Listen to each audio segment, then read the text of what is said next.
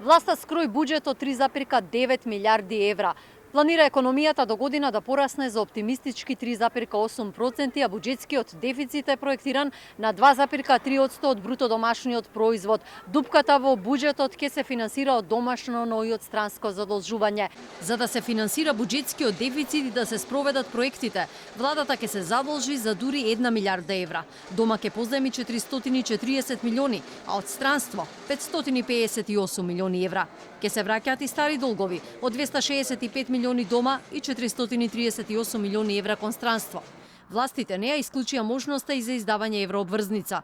Премиерот призна, јавниот долг ќе расте. Годинава ќе заврши со 49,4% од БДП, а во наредните би се задолжувале уште повеќе, до 65% од бруто домашниот производ, само да се реализирале зацртаните проекти и покрај тоа што токму нив ги крати редовно со ребаланс секоја година. Бизнис консултантот Синиша Пекевски вели политичарите ги менуваат ставовите во зависност од тоа дали се на власт или во опозиција.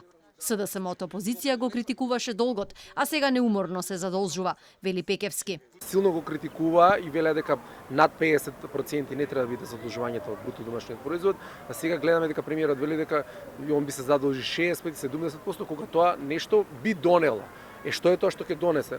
Буџетов требаше да донесе инвестиции во реални работи кои ќе донесат нови вредности, кои ќе донесат нови вработувања и нови добри работи за оваа држава, а не инвестиции во платите и пензиите на пензионерите на јавната државната администрација.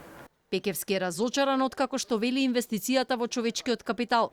Прашува дали е тоа влог во административците, кои со години не оделе на работа, а земале плата од буџетот. Тоа би требало да значи дека инвестираат во бизнисот и во креирање на нови работни места, но тоа не би требало да значи дека треба да се инвестира во зголемување на платите на јавната администрација, која премиерот изјави дека е преку 140.000 лица.